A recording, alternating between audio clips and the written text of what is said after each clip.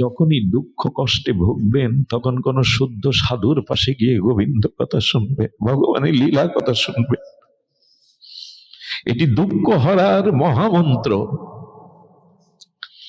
সাধু সঙ্গ হরি কথা যার জীবনে নেই তার জীবন ব্যর্থ, বিফল, অভিশপ্ত। এটি না হলে মানুষ কখনোই পরম শান্তি পেতে পারে না, কারণ আত্মার চাওয়া পাওয়া, ক্ষুধা, খাদ্য হরি কথা।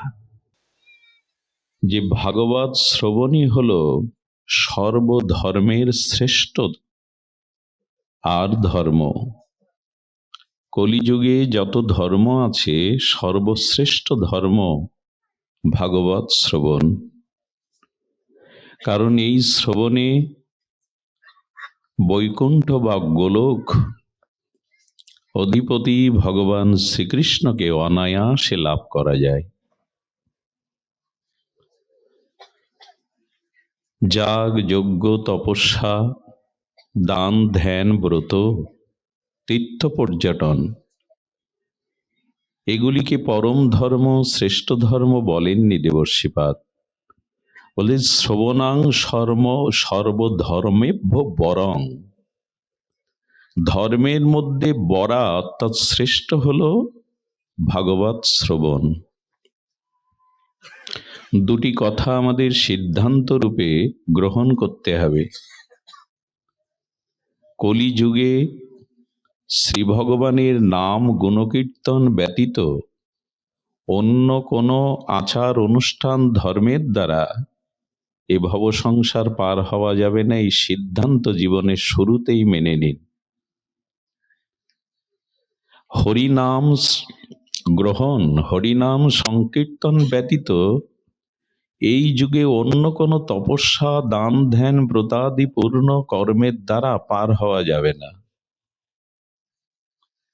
একমাত্র শ্রী হরির নাম নিষ্কপটে নিরপরাধে গ্রহণই হলো এই কাল কবলিত কলিযুগ হতে ভগবদ রাজ্যে, স্বরূপ রাজ্যে ফিরে যাওয়ার একমাত্র সাধন। এই জন্য মহাপ্রভু শাস্ত্রকে আর উদ্ধৃতি দিয়ে কম্বকণ্ঠে বলেছেন, নাস্তেব্য, নাস্তেব্য, নাস্তেব্য, সত্যের তপস্যা নাস্তেব্য, ত্রেতার যজ্ঞ নাস্তেব্য, দাপরের বহুবিধ উপচারে অর্চন নাস্তেব্য। এই তিনটেতে হবে না। নাস্তেব্য, নাস্তেব্য, নাস্তেব্য হবে না। একমাত্র শ্রীহরির নাম সংকীর্তনই এই ভবসংসার পারের, এই জন্ম মৃত্যুর ওপারের স্বরূপ রাজ্যে, প্রেম রাজ্যে, ভগবত চরণে ফিরে যাওয়ার একমাত্র সাধন হরিনাম। কলৌ দশনীদে রাজায়ন্তী এক মহান গুণ। এই একটি মাত্র গুণ কলিযুগে, যে কারণে পরীক্ষিত মহারাজ কলিকে আশ্রয় দিয়েছিলেন। কৃষ্ণ তোমার হলাম যদি বলে একবার, ভববন্ধ হইতে কৃষ্ণ তারে করেন পার।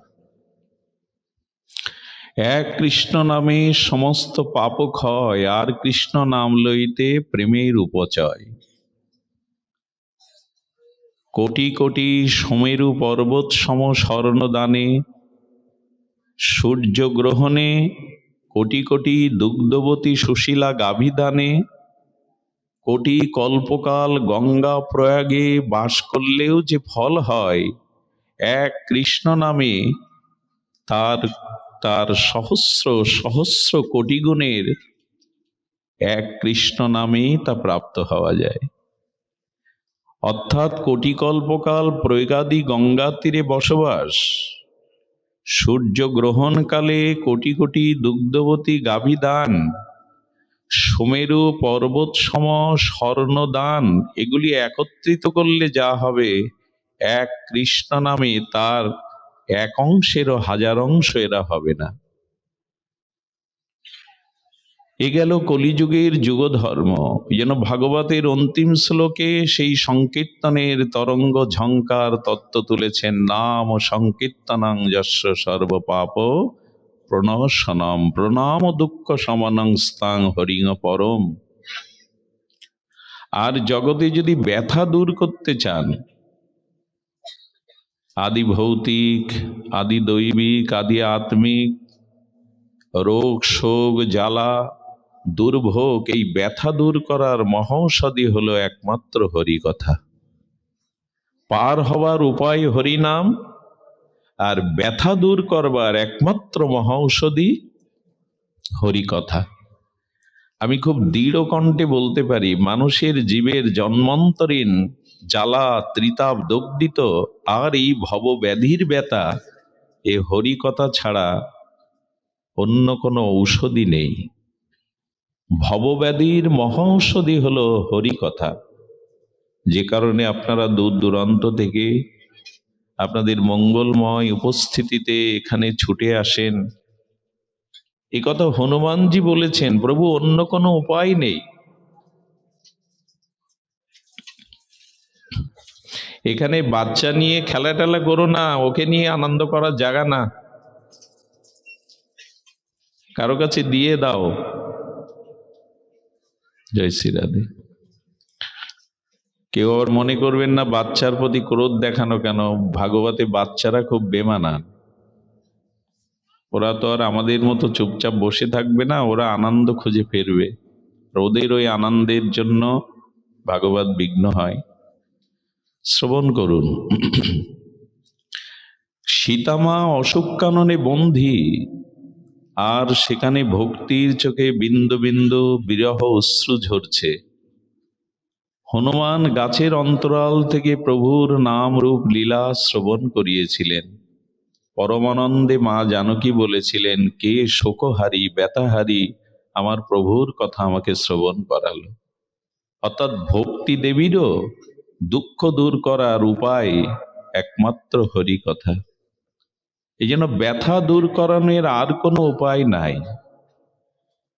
তা আমরা সেই হরি কথা, যা সর্বধর্মের সার, পরা শ্রেষ্ঠ বলেছেন দেবর্ষিপাদ, সে কথায় আমরা শ্রবণে ব্রতী হব। শ্রবণে ব্যথা দূর হবে, আর হরি নামে এই কাল কবলিত প্রলয় সংসার হতে আমি নিষ্কৃতি পাব, উদ্ধার হব। হরি কথা হরি নাম। এই জন্য কুন্তী দেবী ভগবানকে একটি শ্লোকে বলেছেন, শৃণ্বন্তি গায়ন্তি গৃহ্ণন্তি ভিক্ষম।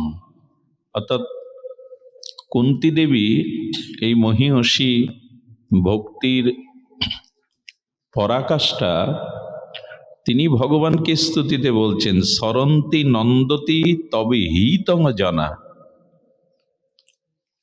আর কি বললেন, ত এব পশ্যন্ত অচিরেন তাবকং ভব প্রবাহ পরমং পদাম্বুজম। আহা, এখানে কুন্তী দেবী বলছেন, ভক্তগণ বারবার আপনার চরিত্রলীলা শ্রবণ করে, গান করে, কীর্তন করে। এই যে গতকালও আপনারা এসেছেন, আজ অনেক কষ্ট করে শীতার্ত রাতকে উপেক্ষা করে এসেছেন, পথের ক্লান্তি ভুলে এসেছেন, সারাদিনের কর্মশ্রান্তি ভুলে এসেছেন। কেন? এই যে বলছেন কুন্তী দেবী, ভক্তগণ বারবার আপনার চরিত্রলীলা শ্রবণ করে, কীর্তন করে, স্মরণ করে। তাতে কি হয়? তাতে তাদের পরমানন্দ, আনন্দ জেগে ওঠে হৃদয়ে। প্রভু তখনই তাদের চিত্তে আনন্দ জেগে ওঠে, আর তারা অচিরেই আপনার চরণ কমল দর্শন করে প্রেম ভক্তি লাভ করতে পারে।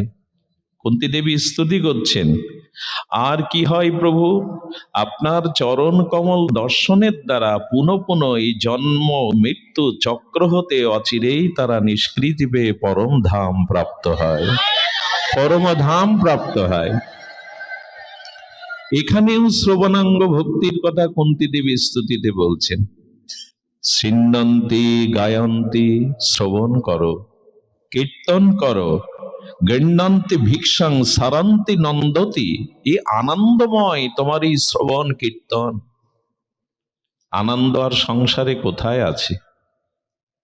কোনো বস্তুর মধ্যে, কোনো সম্পর্কের মধ্যে আনন্দ নাই। আনন্দ আছে ভগবানের নাম রূপ লীলা শ্রবণ কীর্তনে। এটি আনন্দের একমাত্র উৎস। সংসারের সুখের আশায়, শান্তি পাওয়ার আশায় আমরা অনেক চেষ্টা করি, সারা জীবন চেষ্টা করি, কিন্তু সংসারের কোনো বস্তুর মধ্যে সুখের মতো দেখালেও তা সুখ নয়। সুখ আপাতত মনে হলেও পরিণামে তা দুঃখ বহন করে আনে। আদ্যন্ত বন্ত কন্তেও নতেশ রমতি বোধা। যারা বুধগণ, আত্মজ্ঞানীগণ, তারা কোনো সংসারের সম্পর্ক, সম্বন্ধ, বস্তুর দ্বারা সুখ পেতে চান না, কারণ তাতে সুখ নাই। আহা, বললেন সংসারে সুখ দেখায়, সুখ নাই। এই জন্য আজও পর্যন্ত সংসারে কেউ চিরসুখী হতে পারেনি। কি রাজা, কি মহারাজা, চক্রবর্তী সম্রাট, কি ভিখারি, সকলের মধ্যেই জরা ব্যাধি দুঃখ, এই ত্রিতাপ দগ্ধিত দাবানল চলছে। কারণ কোন বস্তুর মধ্যেই প্রকৃত আনন্দ নাই, পরানন্দ নাই, আছে একমাত্র ভগবানের। এই জন্য বলে গৃহ্ণন্তি গায়ন্তি, গৃহ্ণন্তি ভিক্ষাং সারন্তি নন্দ তব হিতং জনা। একমাত্র পরম কল্যাণ, আত্মকল্যাণ তোমার স্মরণে, তোমার কীর্তনে লাভ করতে পারে জীব। ভব প্রবাহ পরং পদম্বুজম, কি শব্দাবলী! তোমার চরণ কমল পদ পদাম্বুজে যদি কেউ শরণ নিতে পারে, তাহলে তার এই জন্ম মৃত্যু প্রবাহ নষ্ট হয়ে যায়। সংসার তারিতে কোনো ভাগ্য কেহ তরে, নদীর প্রবাহে জৈসে কাষ্ট লাগে তীরে। পোড়া কাঠটা নদীতে জোয়ার ভাটায় অনুকূল প্রতিকূলতায় ভাসছে কতকাল, কোনো কূল নেই, কিন্তু নদীর তরঙ্গ লাগতে লাগতে ওই কাঠ যেদিন কূলে এসে ভিড়ে, তখন কেউ বা সেই পোড়া কাঠ তুলে নিয়ে অগ্নিতে দাহ করে তাকে সেবায় লাগিয়ে দেয়। তেমনি প্রভু, যতদিন জীব তোমার চরণাম্বুজ, তোমার চরণে, চরণ পদ্ম কমলে আশ্রয় না নিচ্ছে শ্রবণ কীর্তন স্মরণের দ্বারা, ততদিন তার এই ভেসে যাওয়া জন্ম মৃত্যু প্রবাহ মুক্তি পাবে না। শব্দগুলো হৃদয়ে গেলেই আমরা আলো পাই, সুপ্ত ঘুমন্ত জীব জেগে ওঠে। কারণ এই ভব মহাপ্রবাহ পদাম্বুজম, জন্ম মৃত্যু চক্র আবর্তন, এই ভাসমান সংসার থেকে। দেখুন কেন বললাম সুখ নাই। আচ্ছা, সমুদ্রে যত জল আছে পৃথিবীতে অন্যখানে আছে কি? সমুদ্রই তো জলের উৎস, কিন্তু ওর একটা অক্ষমতা আছে। জলের উৎস সমুদ্র, সমস্ত জল সেখান থেকেই নেওয়া হয়, কিন্তু ওর অক্ষমতা কি জানেন? ওই জল এক বিন্দু পান করা যায় না। যদিও কেউ কষ্ট করে পান করে, তবে তার তৃষ্ণা মেটে না। আরো নোনা জল পান করলে তৃষ্ণা নিবারিত হয় না, আরো বাড়ে। তেমনি বলছেন এই সংসারটাও সাগর। কেন জানো? এখানে জল আছে, অর্থাৎ সুখের দ্রব্য, সম্পর্ক, সম্বন্ধ সব আছে, অথচ পান করা, এর থেকে আনন্দ পাওয়া যায় না। লক্ষ্য করুন না, সবই তো আছে সংসারে। সমুদ্রে তো জলের অভাব নেই, কিন্তু ওই জল কি পান করা যায়? পান করে তৃষ্ণা নিবারণ হয়? তেমনি সংসারে স্ত্রী পুত্র কুটুম্ব সজ্জন আসবাবপত্র বাড়ি গাড়ি ধন বিত্ত বৈভব আছে বটে, কিন্তু তা পান করা যায় না। তা পান করেও তৃষ্ণা মেটে না। আর কি হয় লক্ষ্য করবেন, সমুদ্রের সাথে সংসারের কেন তুলনা? কেন সমুদ্রের ওপারে জন্ম মৃত্যু সংসার সাগরের ওপারে যেতে বলছেন? গোবিন্দের চরণাম্বুজ কেন আশ্রয় করতে বলছেন? তার কারণ একটাই, সমুদ্রে কেউ খাদ্য দেয় প্রাণীদের?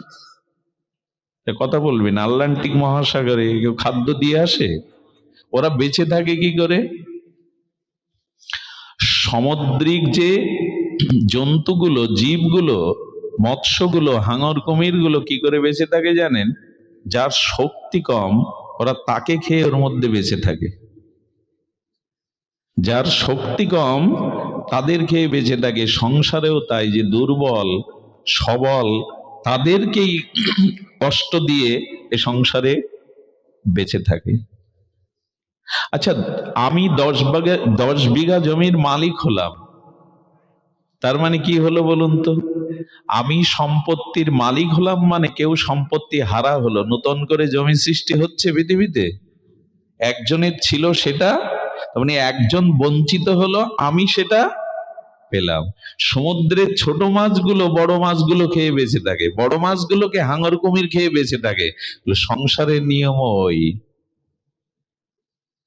10 বিঘা জমির আমি মালিক হলাম মানে কি নতুন করে জমি সৃষ্টি হলো? কারো ছিল, আমার হলো। এইভাবেই তো মানুষ বেঁচে থাকে। এই জন্য বললেন যে ভব প্রবাহ পরমং পদম্বুজম, এই ভব সংসারের প্রবাহ বড় বিভৎসতা। এখানে তুমি পদম্বুজ আশ্রয় করো। তো সেই পদম্বুজ আশ্রয়ের জন্য বললেন সিন্নন্তি গৃহ্ণন্তি, শ্রবণ কীর্তন করো। কত সৌভাগ্য আমাদের যে আমরা এখানে সুস্থ শরীরে সেই ভাগ্য প্রাপ্ত হয়েছি। সুধীজন, কুন্তী দেবী যা বলেছেন তা বড় বিস্ময়কর। উনি বলতে বলতে বলছেন এক জায়গায়, নম পঙ্কজ নাভায় নম পঙ্কজ মালিনে নম পঙ্কজ নেত্রায় নমস্ত পঙ্কজ লঙ্ঘয়ে। পঙ্কজ মানে পঙ্কে যা জন্মায়, পঙ্কজ মানে পদ্ম বলা হয়েছে। লক্ষ্য করুন, উনি বলছেন যে পদ্মের একটি ধর্ম আছে। হে গোবিন্দ, তুমি পদ্ম সম, তোমার চরণ দুখানা চরণ কমল পদ্ম, তোমার বদনটা বদন কমল চন্দ্র, তোমার হস্তটা হস্ত কমল। এই যে পঙ্কজ, কমলের সাথে তুলনা দিচ্ছেন কেন? কুন্তী দেবী তুলনা দিচ্ছেন এই জন্য যে দেখুন, কমল বা পদ্ম ফুলের একটি স্বভাব হলো সে জলেই জন্মায়, পঙ্কে জন্মায়।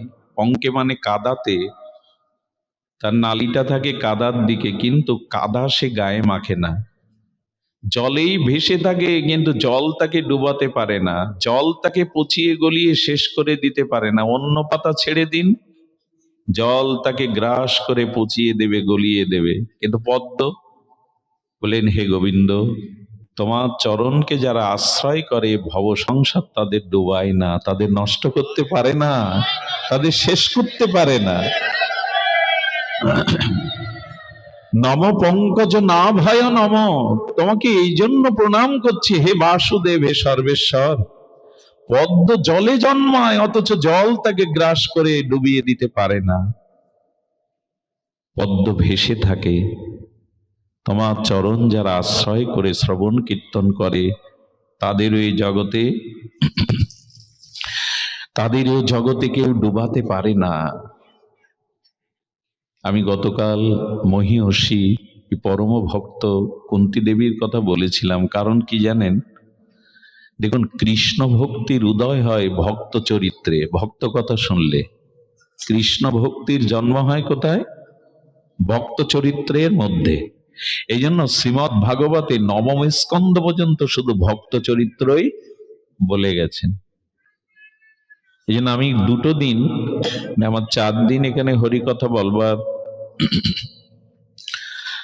প্রস্তুতি বা মানসিকতা সংকল্প আছে। আমি পরের যে 2 দিন ভগবানের লীলা বলবো, কিন্তু আজ 2 দিন ভাগবতের যেহেতু সূচনা হয়েছে, এই জন্য ভক্ত লীলার মধ্যে দিয়ে 2 দিন কাটাবো। গত দিন গেছে আজকে। আসুন আমরা কুন্তী দেবীর সেই বিখ্যাত প্রার্থনা শুনি এবং এর মধ্যে আমাদের জীবনে চলার একটা পরম পাথেয় আজ গ্রহণ করব। হৃদয় দিয়ে শুনুন কুন্তী দেবীর সেই অনুভূতি। অদ্ভুত চরিত্র এ জগতের সামনে প্রকাশ হয়েছেন। উনি কি বলেছিলেন? বিপদ সন্তনা সশস্তত্র তত্র জগত গুরু। বিখ্যাত এই শ্লোকটি, সাধুদের কণ্ঠে বাঁধানো এই শ্লোকটি।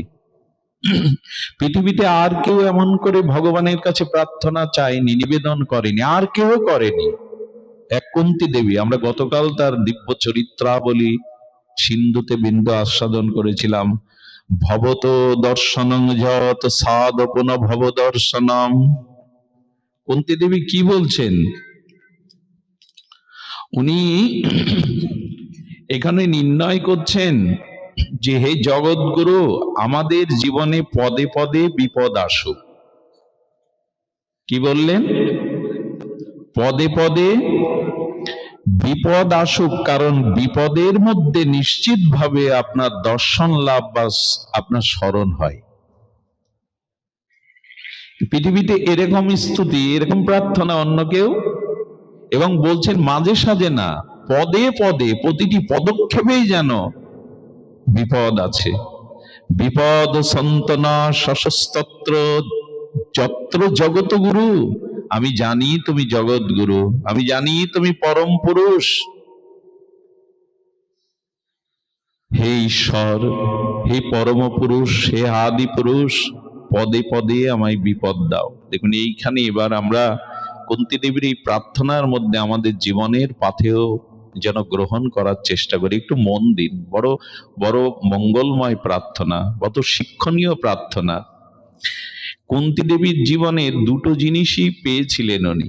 এক, রাজমাতা, এটি কম, হস্তিনাপুরের মানে সুখের যত চরম সীমা আছে, উনি সেই সুখের চরম সীমায় পৌঁছে গেলেন। রাজমাতা, পঞ্চপাণ্ডবে রাজমাতা, এই যেমন সুখের চরম সীমায় গিয়েছিলেন, তেমনি কুন্তীর জীবনে দুঃখেরও চরম সীমায় নেমে গিয়েছিলেন। এই দুটো অবস্থা কুন্তী দেবীর জীবনে আসে, দুঃখময় অবস্থা, সুখময় অবস্থা। আচ্ছা, এখানে কুন্তী দেবী দুঃখকেই কেন বেছে নিলেন? পদে পদে বিপদকে তিনি কেন বেছে নিলেন? এর কারণ কি?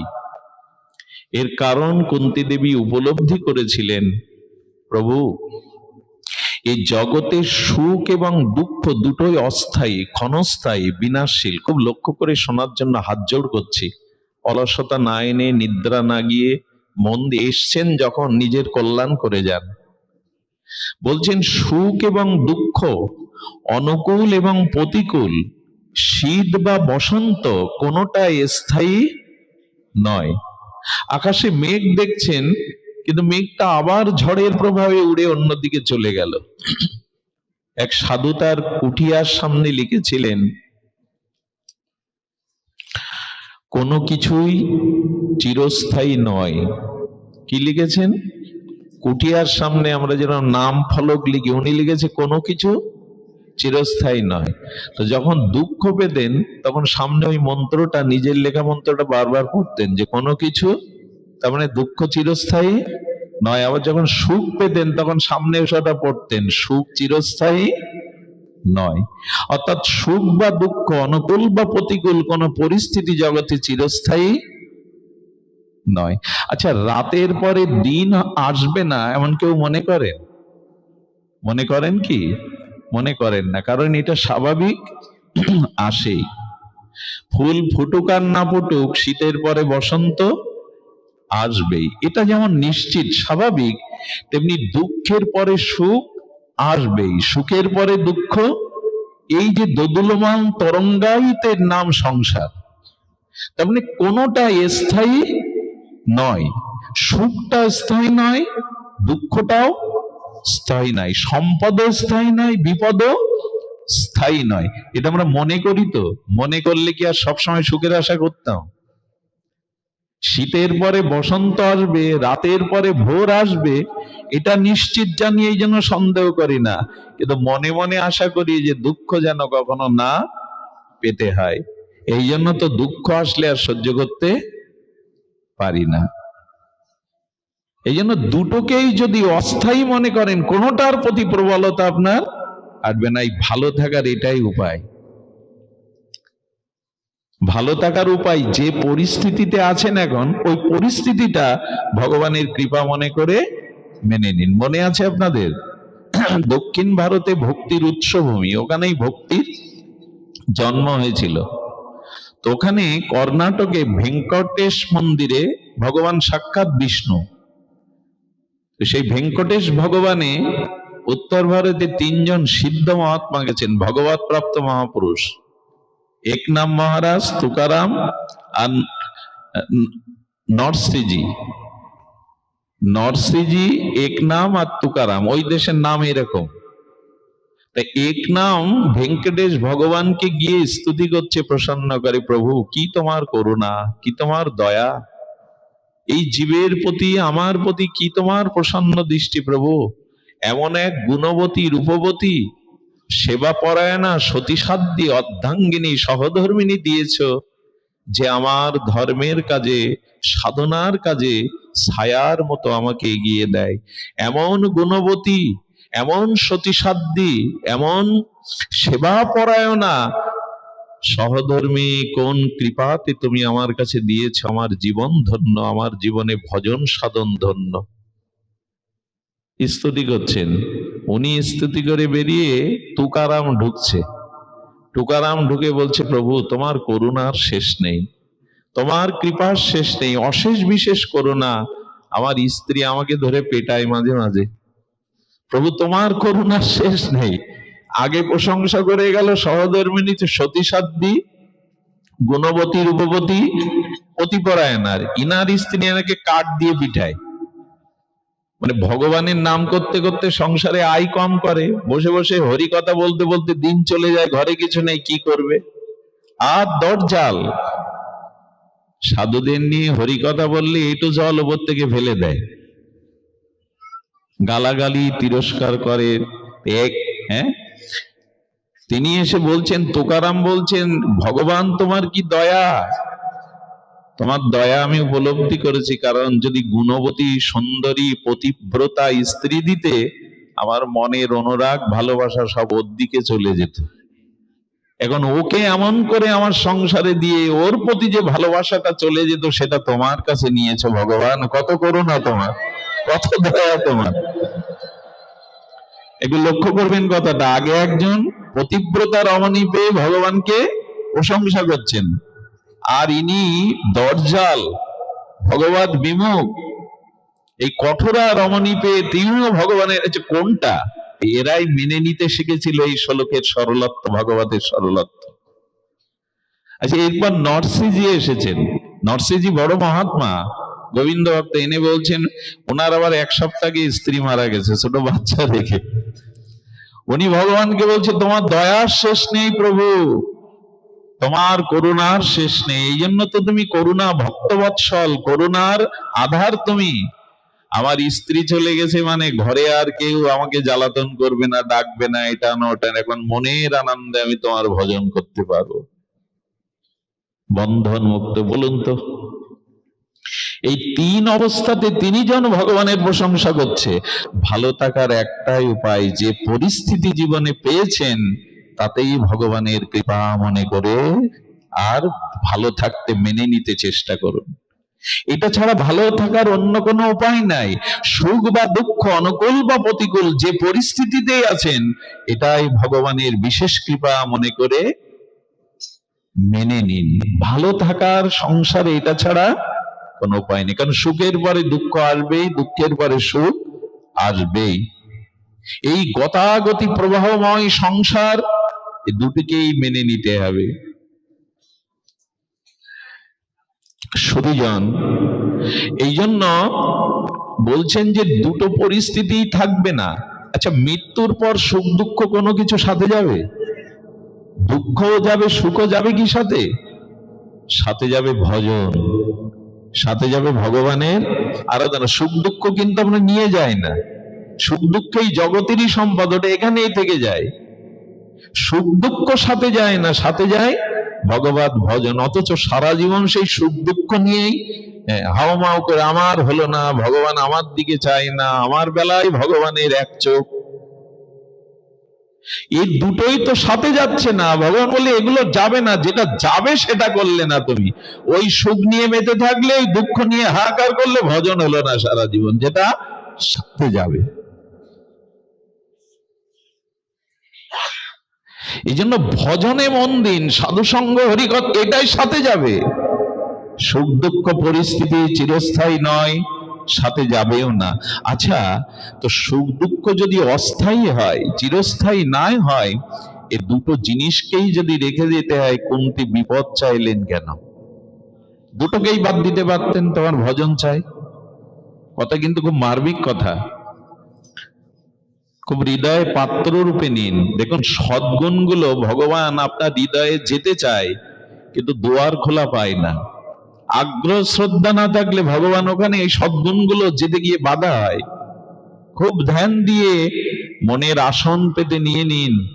কুন্তী দেবী সুখ দুঃখ যদি জগতের সমান করে নিতে হয়, সুখ দুঃখ সম, গীতায় কি বলেছেন? মান অপমান বলেছেন না, সম সুখ দুঃখ। সুখ দুঃখ মান অপমানকে সমানভাবে নাও, এইটি আমার প্রিয় ভক্তের লক্ষণ, একথা তো ভগবান বলেছেন। কিন্তু কুন্তী দেবী কেন বিপদ চাইলেন? কুন্তী দেবী বললেন, একই দাড়ি পাল্লায় আমি সুখও মেপেছি, দুঃখও মেপেছি, কিন্তু দেখলাম ভগবান পদে পদে যখনই বিপদ আসে তখনই তোমার ভজন শুরু হয়, তোমার স্মরণ শুরু হয়, তোমার কথা মনে পড়ে। এই জন্য পদে পদে বিপদ সন্তনা সশস্তত্র তত্র জগত গুরু, হে জগৎ গুরু পদে পদে বিপদ দাও। আমি রাজমাতা হয়ে চরম সুখও পেয়েছি, আবার জীবনের চরম পঞ্চ পাণ্ডবকে নিয়ে আমি ভিক্ষা করেছি, 12 বছর বনে ঘুরেছি। তাই দুঃখ এবং সুখের চরম সীমায় উঠে আমার উপলব্ধি হয়েছে, সুখের সময় তোমাকে আমরা ভুলে যাই, দুটো স্থায়ী না হলেও দুঃখটা আমার প্রয়োজন। এই জন্য পদে পদে দুঃখ পেলেই কেবল তোমার কথা স্মরণ হয়। আর দুঃখের মধ্যে একটা আর্তনাদ আসে, জানেন? সুখে ওই আর্তনাদটা, হা গোবিন্দ আর্তনাদ করেই তো তাকে পাওয়া যায়। এই হাহাকার আর্তনাদটা সুখে আসে, দুঃখে আসে, দুঃখে। এই জন্য তোমাকে ডাকবার মতো ডাকার প্রেরণা দুঃখই দিয়ে দেয় জীবনে, দুঃখই তোমার ডাকবার মতো ডাকের প্রেরণা দিয়ে দেয়। সুখের সময় আমরা ভগবানকে ভুলতে শুরু করি, ঐশ্বর্য আনন্দে আর এই জগতের প্রাপ্তিতে আমরা উচ্ছ্বসিত হয়ে উঠি। তাই কুন্তী দেবী অনুভব করেছিলেন যে সুখ দুঃখ দুটোকেই ত্যাগ করলেও আমি দুঃখকে বারবার পদে পদে চাইছি, কারণ তোমাকে স্মরণ হয়, তোমাকে বারবার স্মরণ হয়। দেখুন, ভজনই যদি সার হবে, ভজনই যদি এই জন্ম মৃত্যু দুঃখ ব্যাধির থেকে মুক্তির উপায় হবে, তাহলে ভজনের অনুকূল বস্তু চাইবেন না, ভজনের প্রতিকূল বস্তু চাইবেন আপনি? ভজনই যদি জীবনের একমাত্র সার হয়, জন্ম মৃত্যু প্রবাহ থেকে মুক্তির একমাত্র উপায় যদি ভগবত ভজন হয়, তো সেই ভজনটা সুখে বেশি হয় না দুঃখে বেশি হয়? একটু কথা বলুন, কখন বেশি হয়? দুঃখেই ভগবানকে। তাহলে ভজনের অনুকূল, আমার প্রেম প্রাপ্তির, আমার চিরকল্যাণের অনুকূল যাতে ভজন প্রবাহ অনুকূলতা আসে, তাহলে দুঃখটাই তো চাইতে হবে। কিন্তু এত হাহাকার করি কেন? ভক্তদের জীবন চরিত্র দেখুন, দুঃখে ভরা। প্রতিটি ভক্তই জীবনে দুঃখকেই সম্বল করেছেন। দুঃখ ছাড়া ভক্তদের ভক্তমাল চরিত্র খুঁজে দেখুন, সব কাঙাল ভক্ত। মহাপ্রভুর ভক্তরাও সব কাঙাল, ছেঁড়া কাঁথা নাড়া মাথা, মুখে কৃষ্ণ গুণগাথা, বৃক্ষতলে বাস। কেউ তো সুখের স্পর্শ চায়নি, কারণ এরা জেনেছে দুঃখের প্রতিকূল অবস্থাতেই ভগবানকে স্মরণ করা যায়। আমরা শুনি বটে, বলতে হয়, আমার মতো বক্তা এসে বলে বটে মিষ্টি মিষ্টি কথায়, মানলাম কবে? ভাগবত দেখুন, সংসারটা জানার জিনিস, আর ভাগবত হলো, ভগবান হলো মানার জিনিস। আমরা এর উল্টে দিয়েছি, আমরা ভগবানকে জানতে চেষ্টা করি আর সংসারকে মানতে চেষ্টা করি। সংসারটা হলো জানার বস্তু, না জানলে সংসারে ঘোল খেতে হবে, ডুবে যেতে হবে, ঠকতে হবে। এই জন্য সংসার করতে গেলে জানতে হবে, জ্ঞান রাখতে হবে, আর ভগবানকে মানতে হবে, মেনে নাও যে ভগবানই আমার একমাত্র আশ্রয়, ভগবত ভজনই জীবের একমাত্র পরম কল্যাণ। এটা মেনে নাও, এতে যুক্তি আনো না। সংসারে হাজার যুক্তি আনো, তর্ক আনো, বিচার আনো, না হলে সংসার করতে পারবে না। সংসারকে জানো আর ভগবানকে মানো। আমরা উল্টে দিয়েছি। ভগবানকে মানবো তার আগে বিচার বিচার তর্ক আর তর্ক। আর সংসারকে মোটামুটি যা হচ্ছে তা হোক, উল্টে ফেলেছি। ভগবানকে মেনে নিন। সংসারে প্রতিটি ভক্তকেই ভগবান এই দুঃখ এই কষ্টের মধ্যে রেখেছে। ভক্ত চরিত্র বলবো বলেছিলাম, সেজন্য বারবার মনে পড়ছে সুদামার কথা। এই দেখুন কেন দুঃখে রাখেন ভক্ত ভগবানকে। সুদামার চরিত্র গাথা বড় বড় হৃদয়কে স্পর্শ করে। দুঃখে যে ভগবানকে কিভাবে স্মরণ করা যায় তার নমুনা দেখুন। আপনাদের মনে পড়ে সেই সন্দীপনী মুনির আশ্রমে অবন্তী নগরে কৃষ্ণ বলায়, তখন অবন্তী নগরের গুরু সন্দীপনীর চরণাশ্রয় করে 64 কলা বিদ্যা শিক্ষারত।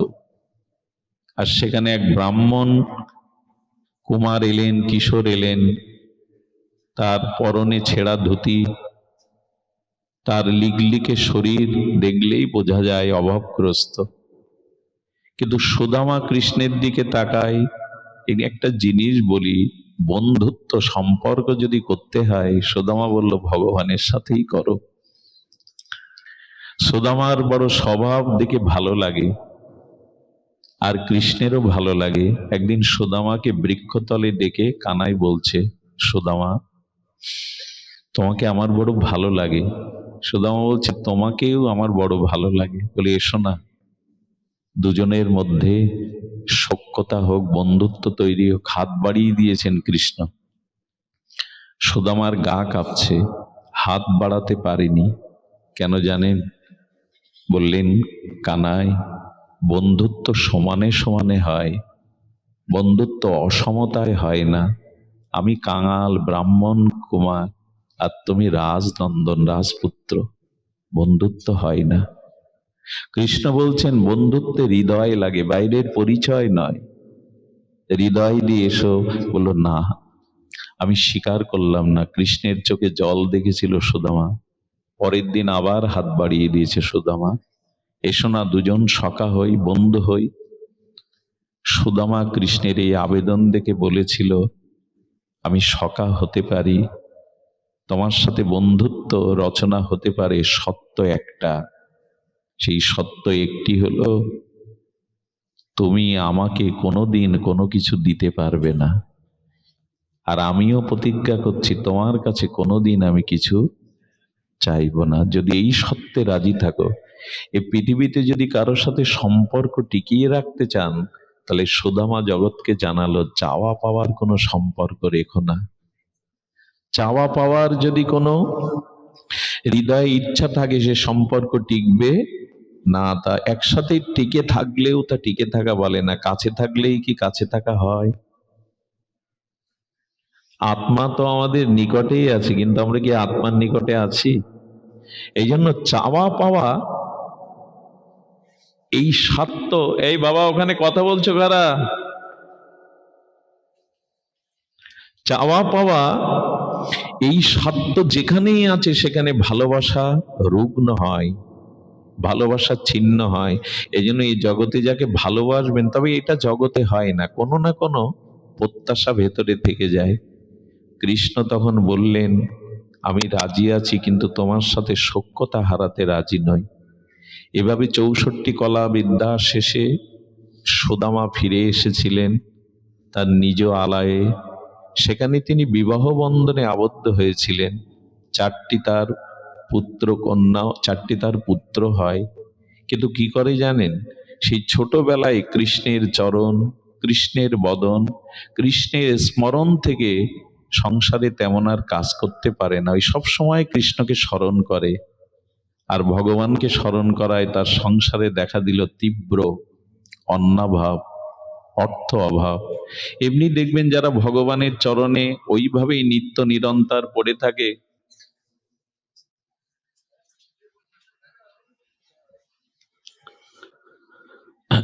তাদের জাগতিক সম্পদ এই জগতে ভগবান থেকে বঞ্চিত রাখেন। তার কারণও আমরা পরে বলছি। সুদামার স্ত্রীর মাথার কাপড় ছিঁড়ে গেছে, সুদামার কাপড় ছিঁড়ে, স্ত্রীর কাপড় ছিঁড়ে গেলে বলছে, দুঃখ পেও না, এই দেখো আমি 5 জায়গায় সেলাই করে আমার কাপড় পরেছি। ওনার স্ত্রীর নাম ছিল সুশীলা।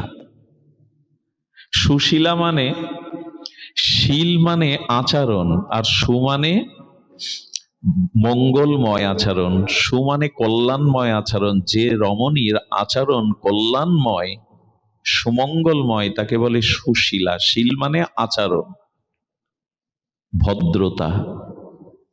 তো সুশীলা দেখছে যে 6 জায়গায় 7 জায়গায় ছেঁড়া কাপড় সেলাই করে পরেছে সুদামা। আমাদের এক টিকাকারগণ বলেছেন 20 বছরেও স্ত্রীকে কাপড় কিনে দিতে পারেননি সুদামা। ছেঁড়া কাপড় পরে বাইরেও যেতে পারতেন না। যেদিন গৃহে হাঁড়ি জ্বলতো না, যেদিন সন্তানকে খেতে দিতে পারত না, খুব মনোকষ্টে স্বামীর পাশে এসে বসতেন সুশীলা, নীরবে চোখের জল ফেলতেন। আর সুদামা তখন বলছেন, সুশীলা, আমার বন্ধু কৃষ্ণের বাল্যবেলায় আমাদের কথা শুনবে না? বাল্যবেলায় আমাদের লীলা শুনবে না? আমি আপনাদের বিশেষ করে মনোযোগ দিতে বলছি, কারো দুঃখ যদি ভোলাতে চান তার সামনে কৃষ্ণ কথা বলবেন, ভগবানের কথা বলবেন। কারো দুঃখের যদি মোচন করতে চান, এছাড়া অন্য কোনো, ওই যে বললাম মহৌষধি নেই, অমৃত নেই। দুঃখ ভুলবার একমাত্র হলো হরি কথামৃত। সুদামা তো ভক্ত, স্ত্রীকে বলছে, জানো আমার বাল্যবন্ধু কৃষ্ণের, কানাইয়ের কথা যদি শোনো তোমার আর দুঃখ, শোনো না। বলছে, বলো। তখন বলছে, জানো আমাকে কেমন ভালোবাসে? যেদিন গুরুদেব কোনো প্রশ্ন জিজ্ঞাসা করতেন, আমি উত্তর দিতে না পারলে সেই উত্তরটা কৃষ্ণের কাছে জানতে চাইলে তার উত্তর জানা থাকলেও সে বলতো আমি জানি না। আমি যে উত্তরটা দিতে পারতাম না, গুরুদেব আমাকে প্রহার করত, আমাকে মারবে গুরুদেব, আমি পারিনি উত্তর দিতে। তাই কৃষ্ণ ইচ্ছা করে উত্তর জানলেও উত্তর না দিয়ে সেও সেদিন আমার সাথে সমব্যথী হয়ে গুরুদেবের মার খেত। কথাটা একবার ভাবুন তো, ভগবানের কিছু অজানা? কিন্তু সুদামা উত্তর দিতে পারিনি বিধায় সুদামাকে প্রহার করছে গুরুদেব। আমি ওর বন্ধু, তো ওর ব্যথা আমার ব্যথা, তাই নিজে উত্তরটা দিতেন না। সুদামার স্ত্রী সুশীলা শুনে না, ধীরে ধীরে ধীরে ধীরে কৃষ্ণ এমন করতে। আর একদিন জানো, আমি বনে যাচ্ছিলাম, আমার পায়ে একটা কাঁটা ফুটেছিল। গুরুদেবের আশ্রমে তো পাদুকা পায়ে দেওয়ার নিয়ম ছিল না, একটা কাঁটা ফুটেছিল। আমি যন্ত্রণায় যখন কাতর হলাম, কৃষ্ণ বহু চেষ্টা করে নখ দিয়ে তুলতে ব্যর্থ হলে বললে, একটু দাঁড়াতো গাছের তলে। সেদিন আমার চরণে কৃষ্ণ মুখ দিয়ে, ঠোঁট দিয়ে সেই কাঁটা তুলে দিয়েছে। আমার চরণটাকে কয়েকবার ওই ব্যথা জায়গায় চুম্বন করেছিল। জানো আমার সখাকে? রাসনন্দন, নন্দ মহারাজের পুত্র, সে আমার পায়ে চুম্বন করেছিল। সুশীলা তখন, হ্যাঁ, ওই বেদনা দুঃখ কৃষ্ণ কথাই তো দূর করে দেয়। সূর্য উঠল মানে তো অন্ধকার দূর হয়। এইখানে যারা হরি কথা শুনছেন, এখন কোন সংসার যন্ত্রণা আপনাদেরকে দগ্ধিত করবে না, কোন সংসারের বোঝা আপনাদের মাথায় ভারী করবে না। এই হলো ভগবত কথার মহিমা, হরি কথার মহিমা। সুশীলা বলছে, বিনিময় তুমি কিছু করনি, তুমি ওকে এরকম সেবা কোনোদিন দাওনি।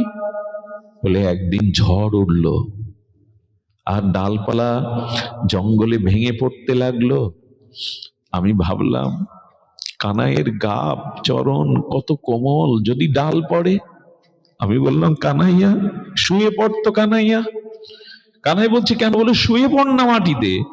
যেই কানাই শুয়ে পড়েছে, আমি ওর শরীরটা ঢেকে দিয়ে ওর শরীরের উপরে আমি শুয়ে পড়লাম।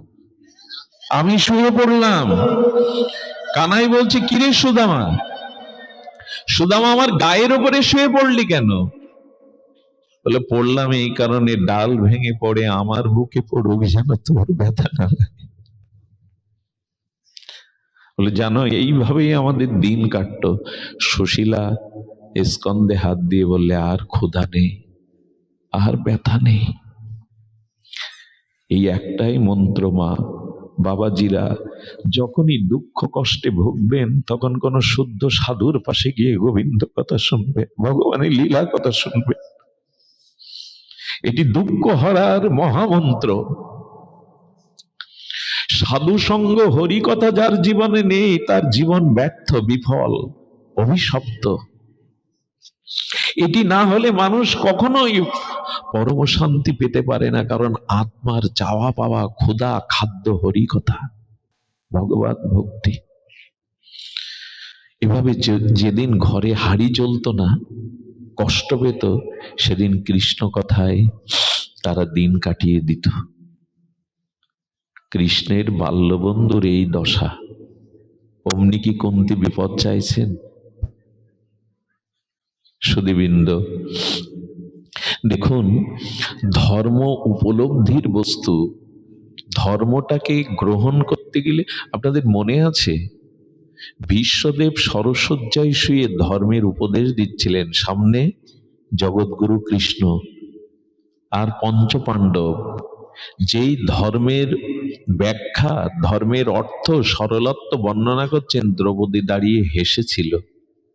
কোন কুলবধূ যদি গুরুজনের সামনে হাসে তার কথা শুনে, বিশ্ব পরম জ্ঞানী, দ্রৌপদী তুমি কুল স্ত্রীও, তুমি সতী শিরোমণি, তুমি আমার এই ধর্মোপদেশে হাসছ? বলেন, পিতামহ ক্ষমা করবেন, আপনার ধর্মজ্ঞান কবে হলো তাই আমি চিন্তা করছি। আপনার ধর্মবুদ্ধির কবে উদয় হলো? আপনি তো ধর্মোপদেশ দিতে পারেন না। এই কথাগুলো খুব মূল্যবান। ভীষ্মকেই বলছে, যার উপদেশ কৃষ্ণ দাঁড়িয়ে শুনছেন। দ্রৌপদী বললেন, মনে পড়ে এই অবলা, সেই দুঃশাসনের বাহুবলে যেদিন আমার বস্ত্র টানছিল, আমি কারো দিকে না চেয়ে চেয়েছিলাম আপনার দিকে। আপনি সূর্যের গতিরোধ করতে পারেন পিতামহ, আমার আত্মনাদ, আমার ক্রন্দন এক কুলবধূ সতীর লজ্জা নিবারণের ক্ষমতা থাকতেও আপনি ভূমিকা রাখেননি। আপনি ধর্মকে লঙ্ঘন হতে দেখেছেন, তাই আপনার মুখে ধর্মোপদেশ মানায় না। ভীষ্মদেব চোখে জল এলো, ঠিকই বলেছ দ্রৌপদী, ধর্মোপদেশ মানায় না। তবে এখন কেন দিচ্ছি জানো? এখন ধর্মের উপদেশ কেন? এই দেখুন, উচিত কার মুখে হরি কথা শোনা, কে হরি কথার যোগ্য, ধর্ম উপদেশ কে দিতে পারে?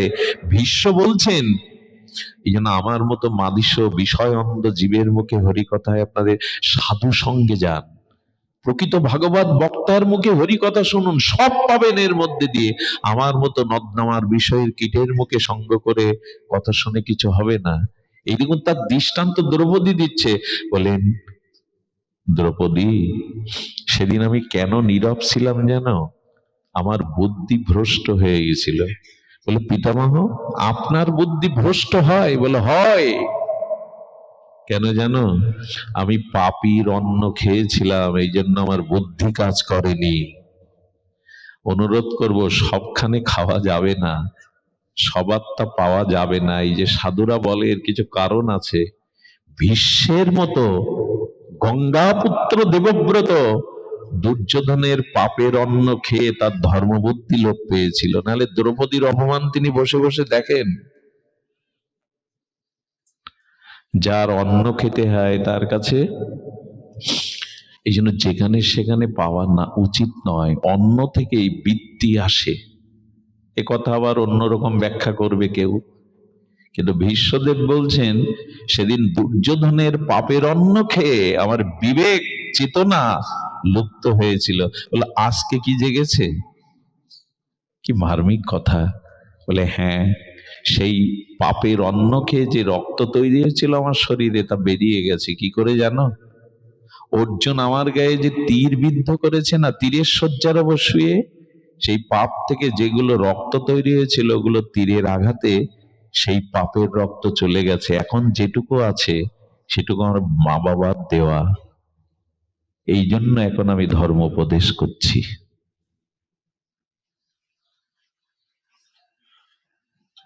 অন্যের কথা কেন বলছি জানেন? বৃন্দাবনে একবার কলকাতার এক ধনী ভদ্রলোক গিয়ে 56 ব্যঞ্জনে 64 মন্ত্রের সেবা দেয়। আজকাল তো প্রায় 64 মন্ত্রের ভোগ হয় চারিদিকে। ওই ভোগের পরে একজন বাবাজি ছিলেন, পাশে বসে বসে কুটিয়ায় ভজন করতেন, কারো কাছে যেতেন না। মাধুকরী পেতেন, সন্ধ্যার পরে 2টো রুটি ব্রজবাসীদের দুয়ারে সবজি ভিক্ষা করে জীবন ধারণ করতেন। এখন ওই 64 মন্ত্রের ভোগ হয়েছে, তাই কিছু প্রসাদ ওই মন্দিরের সেবায় তোনার জন্য একটা পাত্রে করে এনেছেন, কলা পাতায়। বাবা যদি একটু স্বীকার করতেন, বলেন ওইখানে টানিয়ে রাখো, ওই থলে মতো একটা প্যাকেট মতো আছে, টানিয়ে রাখো, আমি নাম সমাপ্ত হলে পাবো। নাম সমাপ্ত হওয়ার যখন প্রসাদের কথা মনে পড়েছে, দেখে ওর থেকে বিন্দু বিন্দু রক্ত পড়ছে। কি পড়ছে? প্রসাদ থেকে রক্ত পড়ে, টাটকা রক্ত। উনি পাশে গিয়ে সঙ্গে সঙ্গে ওটা দেখে ওই মন্দিরের পূজারীকে আহ্বান করলেন, আজকের এই সেবাটা কে দিয়েছে, এর খরচটা কে দিয়েছে? বললেন কলকাতা থেকে এক ভদ্রলোক এসেছেন, তিনি ধনী, অনেক দান ধ্যান করেছেন, এই সমস্ত অন্নের আয়োজন তিনি করেছেন। বলে উনি যদি থাকেন আমার এখানে একান্তে একটু ডেকে দাও। কুঠিয়ায় দরজা দিয়ে বললেন, সাধুর কাছে মিথ্যা বলতে নেই, ডাক্তারের কাছে রোগ লোকাতে নাই। আমি তোমার একটা পথ করে দিতে পারি বাবা, সর্বস্ব ছেড়ে বসেছি জীবের কল্যাণের জন্য। তুমি বলো তো এই অর্থটা তুমি কোথা থেকে পেয়েছো, যেটা আজকে এই ভোগ দিলে, বৈষ্ণব সেবা দিলে?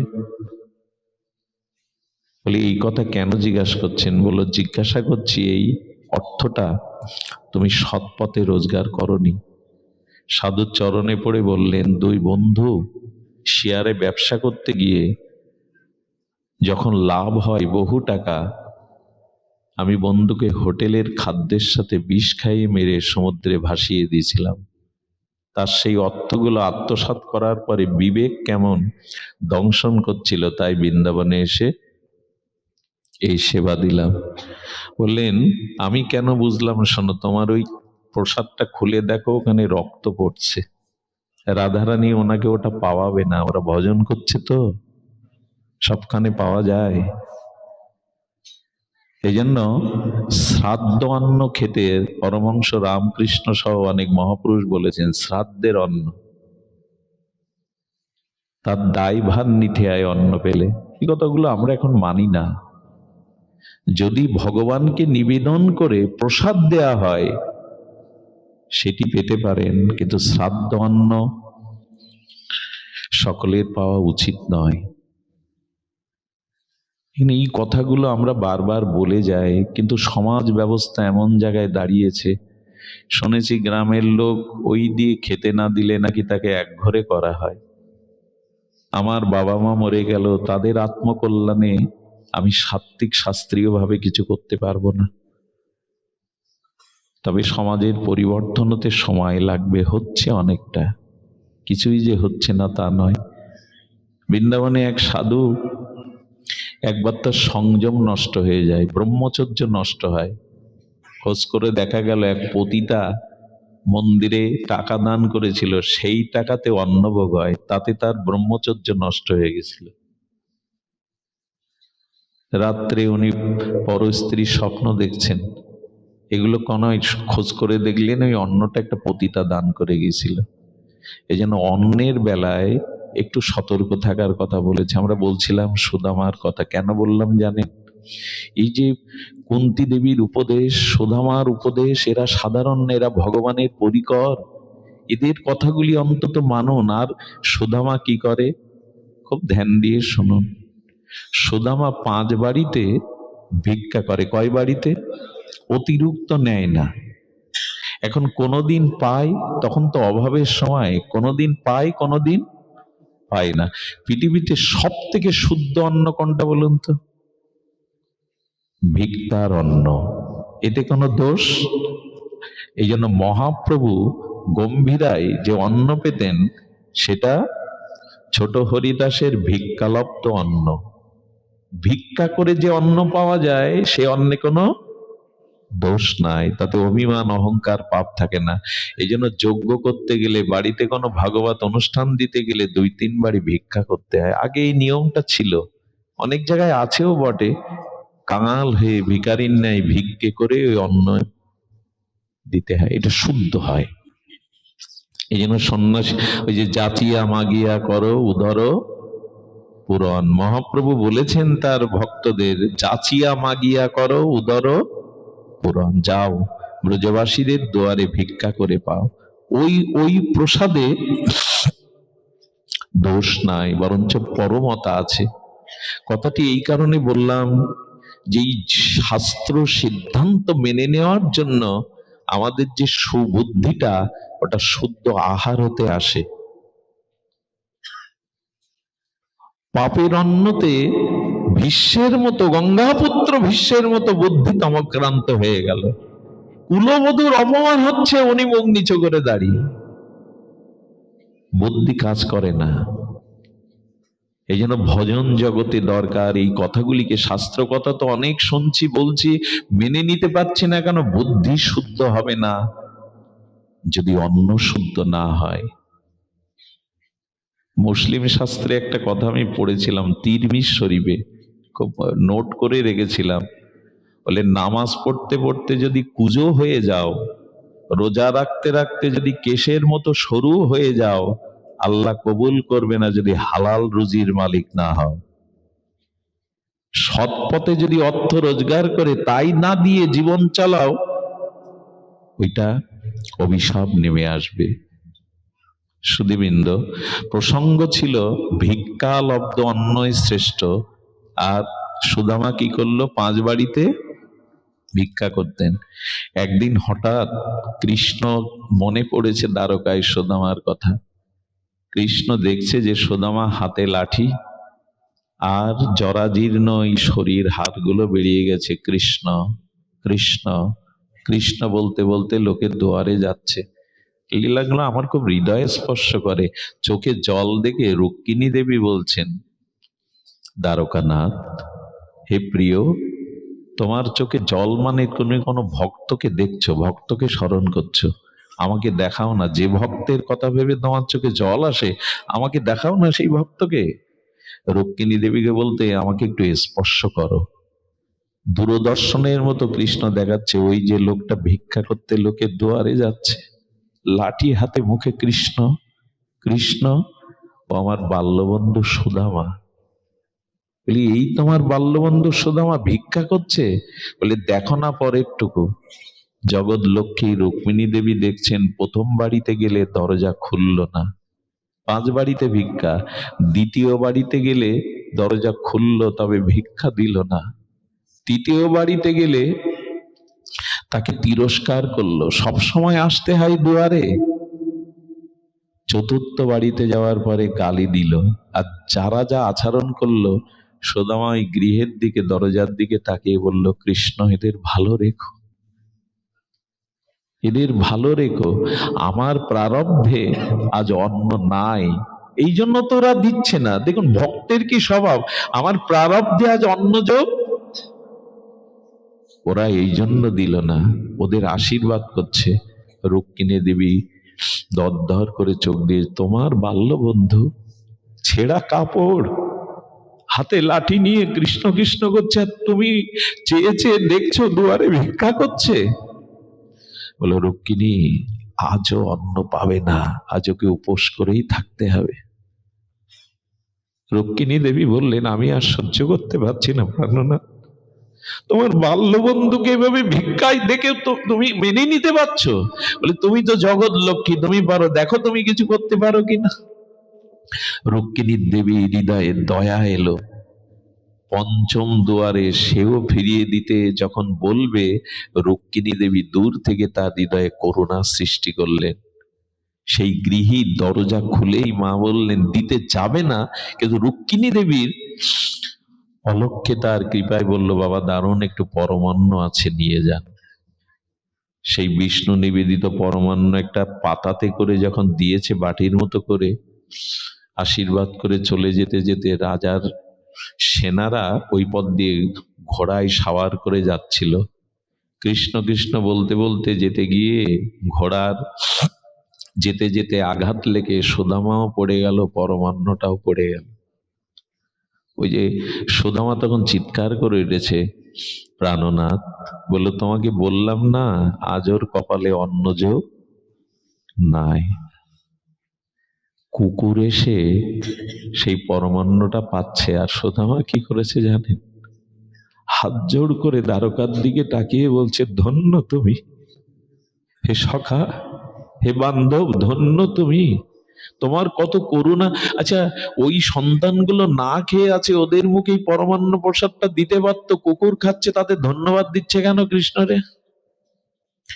ধন্যবাদ দিচ্ছে এই কারণে, আমার কপালে আমার সন্তানদের আজ প্রারব্ধে অন্নযোগ নাই, কিন্তু আমার দ্বারা বয়ে এনে একটা ক্ষুধার্ত প্রাণীর তুমি সেবা করবার সুযোগ দিলে কেন? এই অন্নটা ওরই প্রারব্ধ, এই জন্য ও পাচ্ছে, কিন্তু মাঝখানে আমাকে সেবার সুযোগটা। তুমি ভক্তের ভাবনাটা দেখুন তো। সুদামা ব্যর্থ মনোরথ হয়ে ফিরে গেলে 4টে সন্তান ঘিরে ধরেছে, বাবা কিছু আনোনি? ক্ষুধার জ্বালা তো সহ্য করতে পারছি না। সুশীলা তাদের ডেকে নিয়ে বলল, আজ কিছু পাওনি? বললো, না, আজকে সেবা করিয়েছে আমার দ্বারা। তুমি এক কাজ করো, তুমি জল আনো তো, জলে তুলসী পাতা দিয়ে বলে এটা পেয়ে নাও কৃষ্ণ নাম করতে করতে। রুক্মিণী দেবী বললেন, প্রাণনাথ, এমন করে আর তাকে কষ্ট দিও না। কৃষ্ণ কি বললেন জানেন? ও বন্ধুত্ব করার সময় প্রতিজ্ঞা করেই নিয়েছিল, ও আমার কাছে কিছু চাইবে না, আমি ওকে কিছু দেব না। সুশীলা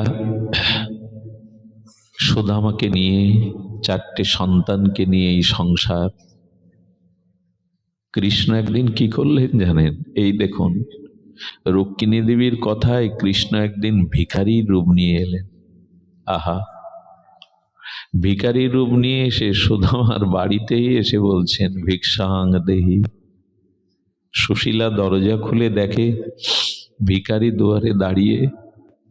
সুশীলা ঘরের মধ্যে গিয়ে কেঁদে নিল, কারণ এক টুকরো রুটি, এক মুঠো অন্ন তো তার গৃহে নাই। সুশীলার দিকে চেয়ে কৃষ্ণ চোখের জল আটকাতে পারছেন, ওর ভিক্ষাং দেহি, কিছু দাও। এর থেকে কষ্ট সুশীলার মতো কোন রমণীর আছে? দুয়ারে ভগবান ভিক্ষার ঝুলি নিয়ে দাঁড়িয়েছে, ভিক্ষাং দেহি। কোনো কথা না বলে চোখের জল ফেললে বলছেন, ওমা, না, বলছেন আপনি কাঁদছেন কেন বৌঠান, কাঁদছেন কেন? বলে, আপনাকে দেওয়ার মতো কিছু নেই। বলল, আমাকে তো একটু বসতে বলতে পারো, একটা নিবেদন করি, যদি কখনো কোনো অতিথি সাধু ভিখারি কাঙাল আসে, তিরস্কার করবেন না। কেন জানেন? আপনার হাতটা আজ উপরে আর ওর হাতটা নিচে। ভগবান বললেন, কাঙাল দুঃখীকে কে ফিরিও না, কারণ আগামী জন্মে এই দৃশ্য উল্টে যেতে পারে, তুমি ওর জায়গায়, ও তোমার জায়গায় যেতে পারে। ও তোমার কল্যাণের জন্য, এই জন্য বলে দরিদ্র নারায়ণ। দরিদ্র নারায়ণ কেন জানেন? আমার দুয়ারে এসছে, কিছু দিলে আগামী জন্মে আমাকেও দেবে ভগবান, ফুরাবে না। যে দিতে পারে সেই পায়। এই জন্য এক মুঠো দিয়েছিল। বৈষ্ণবপদ বাবাজি মহারাজ বলেছিলেন, দুয়ারে এলে, ভিখারির দুয়ারে এলে 3টি জিনিস দেওয়ার আছে সবার। ঘরে কিছু না থাকলেও দিতে পারেন, দেখুন তো মানিয়ে নিতে পারেন কিনা। একটি হলো বসবার একটা আসন, ছেঁড়া হোক মলিন হোক আসন। দ্বিতীয়ত একটু মিষ্টি কথা। তৃতীয়ত 1 গ্লাস জল। আছে না? ভিখারির ঘরেও আছে না? এটা আছে। শুধু মনের ভাবনাটা দরকার। কাকে ফেরাচ্ছেন আপনি? কাকে তিরস্কার করছেন? আগামী জন্মে হয়তো ভগবান বলেছিলেন, যাদের অর্থবিত্ত হয়েছে কর্মফলে, অথচ দ্বিজ সাধু দীন দুঃখী মানুষের বিপদে আপদে দুঃখে অন্ন কষ্টে দান করে না, নিশ্চিত তাকে আগামী জন্মে ওরকম হাত পাততে হবে। দিয়ে দেখেছিল ভগবান, কাজে লাগায়নি। এই অনুষ্ঠানে যারা বৈষ্ণব সেবার আনুকূল্য নিচ্ছেন এরা ধন্য। এর মধ্যে এমন একজন শুদ্ধ ভক্ত আপনার এক মুঠো অন্ন পেয়ে যে আশীর্বাদ করবে, তাতে অনন্তকাল আপনার অন্ন কষ্ট আর থাকবে না। দিতে হয়, দিতে হয়। সুশীলার কাপড় ছেঁড়া মাথার কাছে আর একটু বসতে দিয়ে জল এনে দিয়েছে, এক গ্লাস শীতল জল। জল পেয়ে গোবিন্দর ভিখারি বলছে, আচ্ছা বৌঠান, আমি জানি সুদামার বন্ধু দ্বারকাধীশ কৃষ্ণ, তা কৃষ্ণ যার বন্ধু, দ্বারকার রাজা যিনি, তো তার কাছে যাই না সুদামা। ভক্ত ভুলে থাকলেও ভগবান ভক্তকে ভুলে না। ওইটা মনে করিয়ে দিতে এসছে, বৌঠান আমি শুনেছি সুদামা বিপ্রের বন্ধু বাল্য সখা কৃষ্ণ, তো কৃষ্ণের বাল্য সখার এই দশা কেন? সে কি ভুলে গেছে? বললো ভুলে যায়নি। তখন সুশীলার মনে পড়েছে, তাই তো অনেকদিন ভুলেছিলাম। হ্যাঁ, উনি মনে করিয়ে দিলেন। বলে একবার তার কাছে গেলে তো হয়, তাকে একটু খবর দিলে হয়। আহা, ভিখারি রূপে এসে আজ মনে করিয়ে দিচ্ছে, তার কাছে একটু জানালে হয়, তার কাছে একটু গেলে হয়, তাকে একটু ডাকলে তো হয়। তুমি এক কাজ করবে বৌঠান, আজকে সুদামা এলে তাকে মনে করিয়ে দেবে, তার বাল্যবন্ধু যে দ্বারকাধীশ তাকে একবার মনে করিয়ে দেবে, তার কাছে পাঠাবে। তো কখন এসেছে জানেন? যখন সুদামা গৃহে নাই। ভক্তের জন্য কৃষ্ণ রূপে আসলে কি তার কথা মানবে? কৃষ্ণ রূপে আসলে তাকে দাঁড়াতে দেবে? এই কথা শুনবে? শুনবে না। ভিখারি রূপে এসেছেন। সে বৌঠান একবার মনে করিয়ে দিও, একবার মনে করিয়ে দিও যে তার বাল্যবন্ধু সুদামা দ্বারকাধীশ। একথা বলার পরে বলল, হ্যাঁ আমি তাকে মাঝে মাঝে বলি, কিন্তু আজ আসলে জোর করেই বলবো। হ্যাঁ, তাকে পাঠাবে। ভগবান ভিখারি রূপে অন্তর্ধান হলেন। জায়গাটা যেন পরম দিব্য গন্ধে ভরে গেল। সুদামা গিরিয়ে আসার পরে রাত্রে বলছে, ওগো তুমি একবার যাবে না? তোমার সখার কাছে একবার যাবে না? বলে, আমি বুঝতে পেরেছি অভাব মেনে নিতে পারছো না, তো কষ্ট হচ্ছে, তাই কিছু পাওয়ার আশায় পাঠাচ্ছ। কি উত্তর দেবে বলেন? সুশীলা তখন দেখুন, বুদ্ধিমতী বা সহধর্মিণী স্ত্রীর মহিমা দেখুন। বলো, না গো, তার কাছে কিছু চাইতে হবে না। আচ্ছা তুমি সত্যি করে বলো তো, আমার মাথায় হাত দিয়ে, তাকে দেখতে ইচ্ছে করে না তোমার? কোন শিশুকালে গলাগলি করেছো, খেলা করেছো, এই যেই বলেছে তাকে দেখতে ইচ্ছা করে না? সুশীলাকে জড়িয়ে ধরেছে। সুশীলা বড় স্বাদ হয় জানো, ওকে যে একবার দেখেছে সে নয়নে তার অন্য রূপ আর ভালো লাগে না। কতকাল তাকে দেখিনি, বড় ইচ্ছা। এইখানেই সুশীলা কৌশলে বলেছে, আমি তোমাকে যেতে বলছি কি কিছু পাওয়ার আশায়? যাও, তোমার কত কষ্টে আছো, একবার তাকে দেখে এসো। যাও, তাকে দেখে এসো। বলে, ঠিকই বলেছো, কতকাল দেখিনি, কালকে সকালেই যাব। কিন্তু না, কয়েকটা জায়গায় খালি হাতে যেতে নেই। আপনাদেরও বলি, রাজদর্শনে খালি হাতে যাবেন না। যখন রাজাকে দেখতে যাবেন, আর সাধু দর্শনে খালি হাতে যেতে নেই। কোনো সাধু বা গুরুদেবকে দেখতে গেলে একটা মালা, দুটো তুলসী পাতা, একটা ফুল, একটা ফল, একটা হরিতকি, অথবা 10টা টাকা প্রণামী, কোনো না কোনো কিছু গুরু দর্শনে, সাধু দর্শনে দিতে হয়। আর শিশু দর্শনে খালি হাতে যেতে নেই।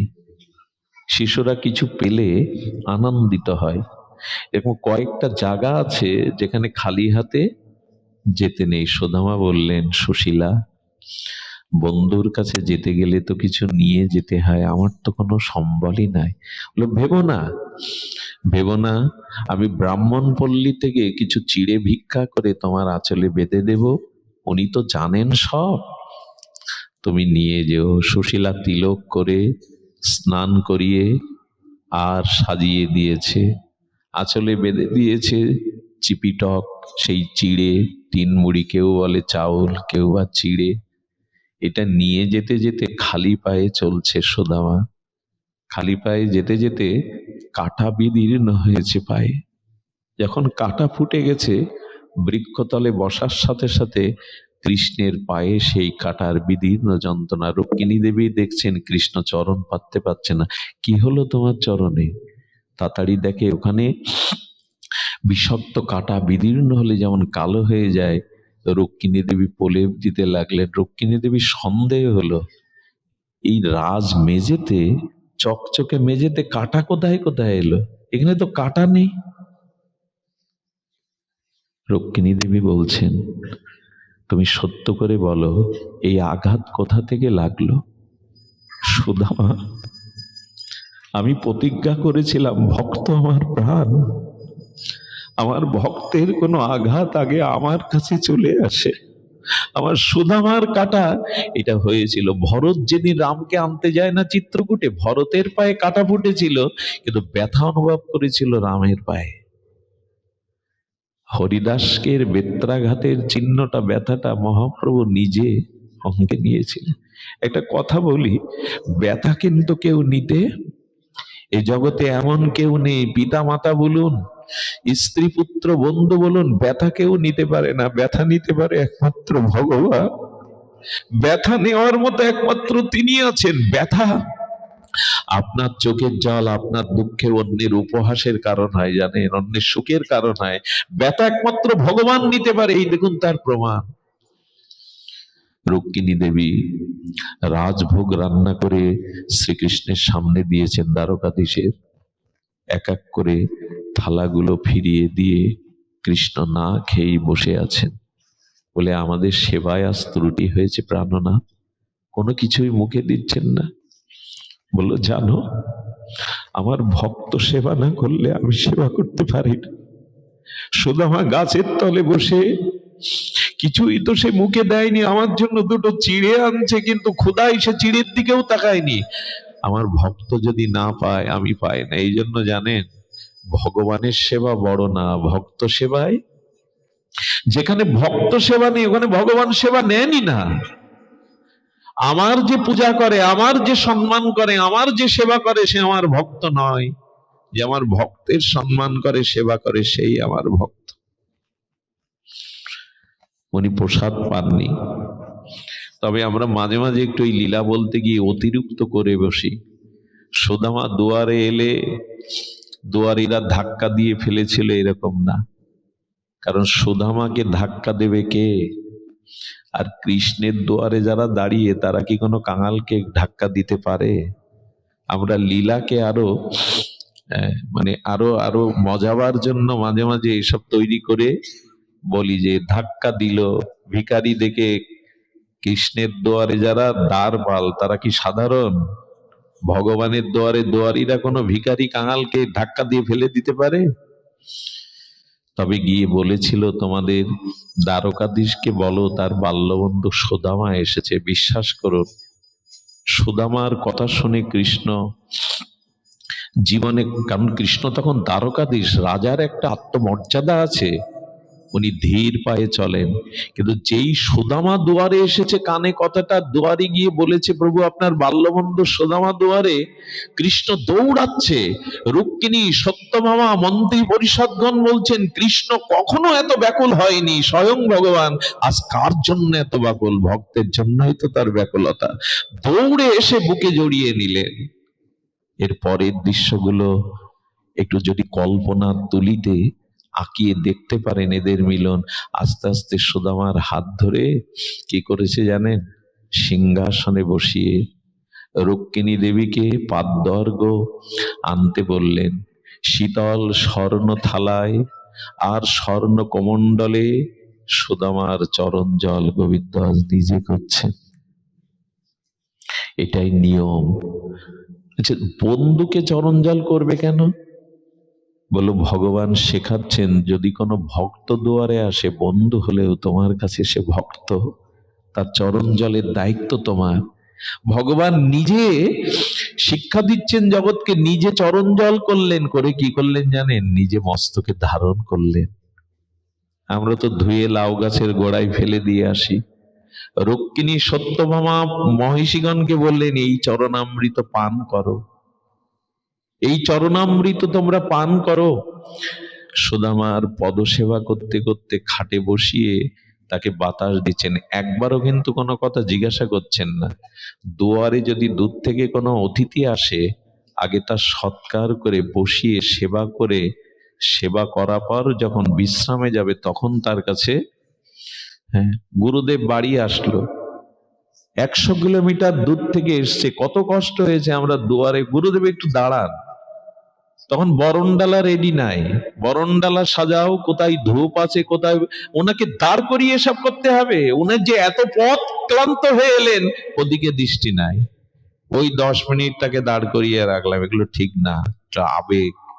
আগে তাকে ঘরে নিয়ে যান, আগে তাকে বসান, চরণ জল করুন, তারপরে ধীরে সুস্থে তাকে আরতি করুন। 10 মিনিট জোগাড় করে তবে তাকে করতে হবে, এরকম না।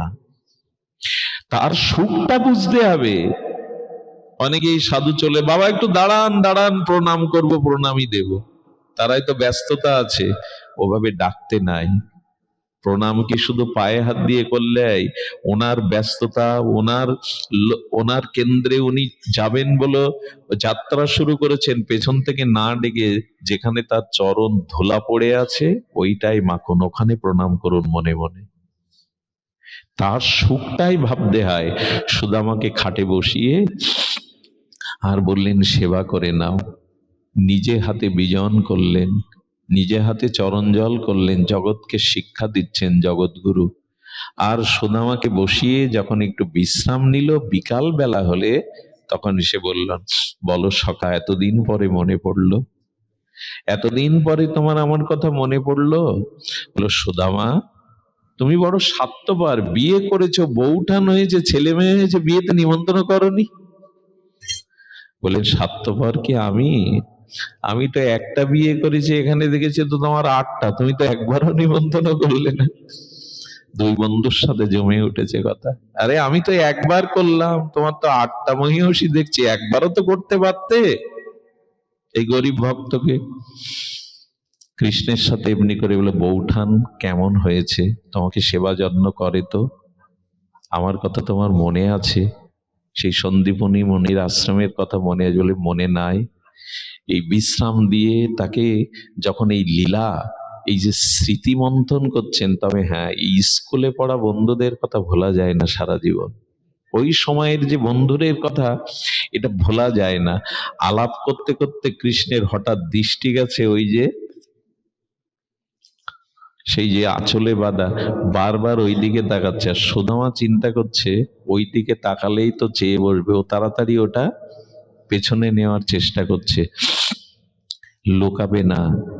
সুদামা, বউঠান নিশ্চয় আমার জন্য কিছু পাঠিয়েছে, লুকিও না। কি লোকাচ্ছ? বলে, না না, ওটা কিছু না। বলে, কিছু না মানে? খালি হাতে তো আসনি, বউঠান নিশ্চয়ই আমার জন্য কিছু পাঠিয়েছে, দেখি দেখি। ভগবানের লোভ থাকে ভক্তির দিকে। ওইটা যেই না খুলে এক মুঠো চিড়ে দিয়েছে, বললো, সুদামা অনেক তো রাজভোগ পেয়েছি, এমন আস্বাদন তো কখনো পাইনি। আচ্ছা, চিড়েটা ভেজা কেন? এত আস্বাদন কেন জানেন? ওই গাছতলায় বসে বসে সুদামা ভেবেছিল, আমার সখা রাজাধিরাজ, আমার সখা দ্বারকাধীশ, লক্ষ তার সেবা দাসীগণ, তার পট্ট মহিষীগণ এই চিড়ে কি পেতে পারবে? এই কথা ভাবতে ভাবতে চোখের জলগুলো এই চিড়ের মধ্যে ভিজিয়ে দিয়েছিল। আমার কি মনে হয় জানেন, ঠাকুরের যখন ভোগ লাগায়, ওই প্রসাদের মধ্যে হৃদয়ের যে প্রেম বা অশ্রু, ওইটা দিন, তাহলে ভগবান ওটা নেবেন। শুধু সাজিয়ে ঘন্টা নাড়লেই। সচিমা কি করতেন জানেন? একদিন সকালে নিমাইয়ের শোকে সচিমা জগৎমাতার স্মৃতিশক্তি নাই, তাড়াতাড়ি গিয়ে বলছে, বিষ্ণুপ্রিয়াকে, বৌমা বৌমা, আমার নিমাই নগর সংকীর্তনে গেছে, পথ সংকীর্তনে গেছে, কত ধুলাই লোটায়, এক্ষুনি এসে বলবে মা ক্ষুধা পেয়েছে, খেতে দাও। যাও তো বৌমা, রান্নাঘরে যে একটু মোচা রান্না করো, আমার নিমাই থোড় ভালোবাসে, যাও না, কচু শাক ভালোবাসে। বিষ্ণুপ্রিয়া দরজার আড়ালে কাঁদছেন, আর কি বলছেন জানেন? মা, যার কথা বলছো সে নবদ্বীপে নাই, সে লীলা চলে, সে নবদ্বীপকে ফাঁকি দিয়ে তোমাকে আমাকে ফাঁকি দিয়ে সন্ন্যাসে গেছে। দেখুন বিষ্ণুপ্রিয়া বলছেন, মায়ের ভাত তো আমার উপরে দিয়ে গেছিল, সচিমাকে তো বোঝাতে পারতেন প্রভু নবদ্বীপে নাই। বলেন, মা আমি প্রভুর জন্য রান্ধন করতে যাচ্ছি। মা যা যা বললেন রান্ধন করে থালা দিয়েছে, বলে দাও তো। সেই থালাটা ভোজন মন্দিরে গিয়ে আসন পেতে সচিমা কাঁদছে আর বলছে, আয় বাপ নিমাই, আয় না, সারাদিন কৃষ্ণ নামে গড়াগড়ি দিস, কত ক্ষুধা পায়, আয় না বাপ, আয় নিমাই, এই হলো নিবেদন, এই হলো ভোগ নিবেদন, আয় নিমাই, তোর খাওয়া নাওয়া থাকে না, কৃষ্ণ নামে তুই ধুলাই করাস, আয় এক মুঠো পেয়ে যা। লীলাচলে ভক্তদের মধ্যে বসেছিলেন মহাপ্রভু, মূর্ছিত হয়ে পড়ে গেলেন। আর ওই মূর্ছিত অবস্থায় সূক্ষ্ম দেহে এসে নিমাই মায়ের ওই প্রসাদ পেয়ে গেলেন। মাঝে মাঝে ভক্তরা বলে, ঠিক আছে, মাঝে মাঝে ভক্তরা বলে, প্রভু আপনি মূর্ছিত হয়ে পড়ে কোথায় হারিয়ে যান? বলে, সচিমা যতবার আমায় ডাকে ততবার তার প্রসাদ পেতে চলে যেন। চারটে জায়গায় মহাপ্রভু সবসময় থাকেন: সচির রন্দনে, নিত্যানন্দ নর্তনে, রাঘব ভবনে, আর শিবা সঙ্গনে। এই চারটি জায়গায় মহাপ্রভু সর্বক্ষণ থাকেন। এই জন্য সচিমার রন্ধন, সচিমার ভোগ নিবেদন, এই আত্মনিবেদন। সুদামার সেই চিড়ে যেই মুখে দিয়েছে সুদামা, ওই যে চোখের জল পড়েছিল, তো প্রেমাশ্রু পড়েছিল, প্রেম মাখানো চিপিটক আজ জগৎগুরু আচার্য পেয়ে পরমানন্দে বিভোর হয়ে গেলেন। আর সেই চিড়ে ভেজানো বারবার বাধা দিচ্ছিল, সুদামা পেও না, পেও না কানাই, পেও না, ওটা পাওয়ার যোগ্য নয়। পরম আনন্দে বলেছিল, সুদামা জেনে রাখো, আগামী কলিযুগে আমার প্রধান মহাপ্রসাদ হবে এই চিড়া। একটু চোখের জলে যারা একটু চিড়া, একটু গুড় দিয়ে, আচ্ছা এত পাত্র থাকতে মালসাই দিতে হবে ভগবানকে ভোগ। মহাপ্রভু কাঙালের ঠাকুর কেন জানেন? আমরা এতদিন জানতাম সোনার থালে, রূপার থালে, নাহলে পাথরের থালায়, কাঁসার থালায়, কিন্তু যার নেই সে কি করবে? এই জন্য কাঙাল গৌর হরি বললেন, একটা মাটির পাত্র কিনে এক মুঠো চিড়ে, একটু গুড়, একটু চোখের জলে ভিজিয়ে দিয়ে, ওটা আমার প্রসাদ না, আমি মহাপ্রসাদ হিসাবে গ্রহণ করব। উনি কাঙালের, দ্রব্যের কাঙাল নয় ভগবান, উনি ভাবের কাঙাল। তাই ঘরে সামর্থ্য না থাকলে চিড়ে দিন, কিন্তু প্রেম মিশিয়ে দিন, চোখের জল মিশিয়ে দিন। আজ সুদামার চোখের জলে ভেজা প্রেমশ্রু মিশ্রিত চিপিটক পেয়ে পরমানন্দ পেলেন। 2 দিনের মধ্যে একদিনও জিজ্ঞাসা করেননি সংসারে অভাব কিনা। আর উনিও দেখুন, বন্ধুত্ব কাকে বলে? একবারের জন্য নিজের অভাবনের কথা জানায়নি। আমি বিশ্রাম করব যে কথা বলে, চিরস্মরণীয় কথা।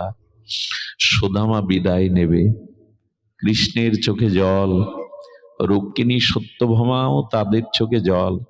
সুদামা যেখানে দাঁড়ায় এমন ভক্ত, সেখানে তো শুদ্ধতা, পবিত্রতা, আনন্দের বন্যা বয়ে যায়।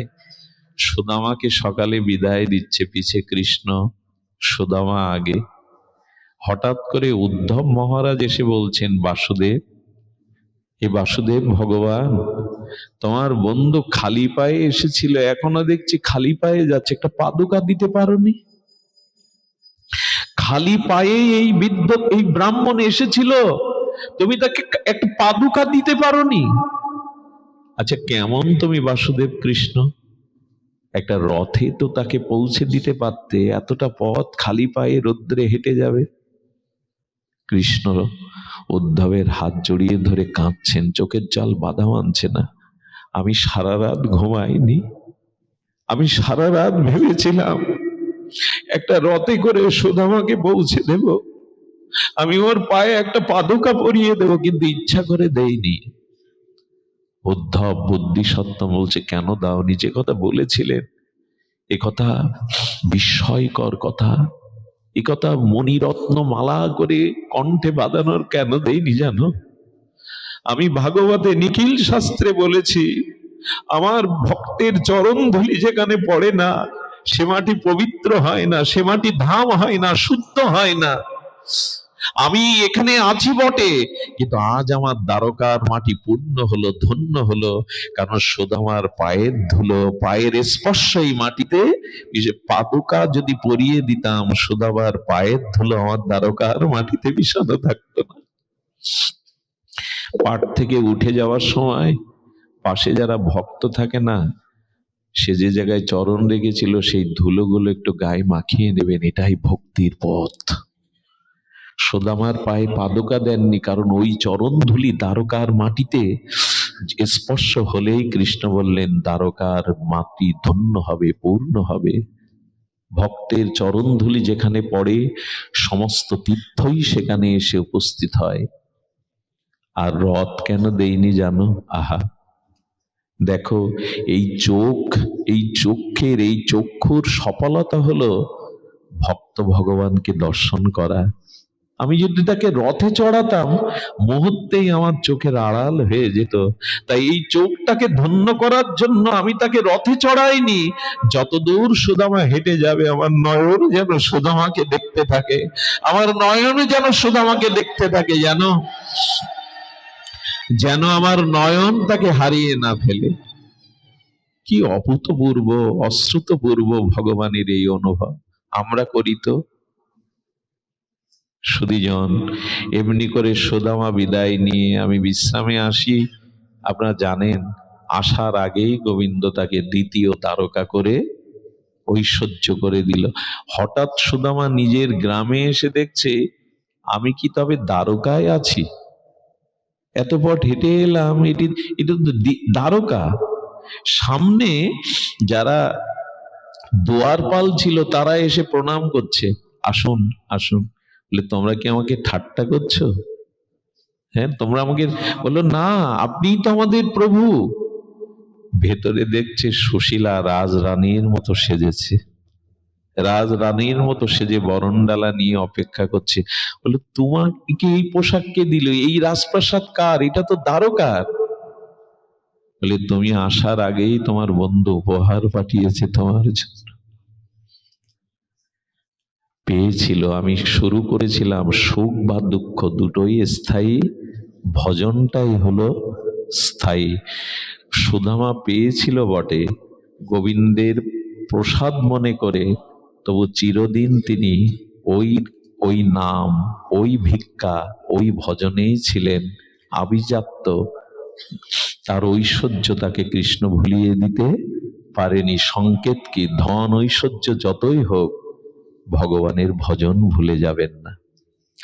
দিয়েছে কিন্তু সেই কাঙালের মতো ভজনই করে গেছেন সুদামা চিরদিন। তাই সুখে বা দুঃখে থাকো, সদা হরি বলে ডাকো।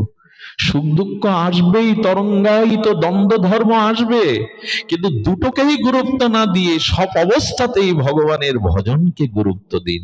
এটাই ছিল প্রতিপাদ্য বিষয় বলবার, এটাই ছিল আমাদের আস্বাদনের বিষয়। তাই বিপদ সন্তনা সশস্ত্র যত যত্র গুরু ভবত দর্শনং যত সাধ পূর্ণ দর্শনম। যেন সর্বদা সুখ দুঃখের মধ্যে আমি দুঃখকেই বেছে নিই, যাতে তোমার ভজন হয়, তোমার কথা মনে পড়ে। আজ এইটুকুই, আমরা সুখে দুঃখের মধ্যে যেন ভগবানকে ভুলে না যায়, তার স্মরণকে, তার মননকে ভুলে না যায়। আগামী দিনগুলোতে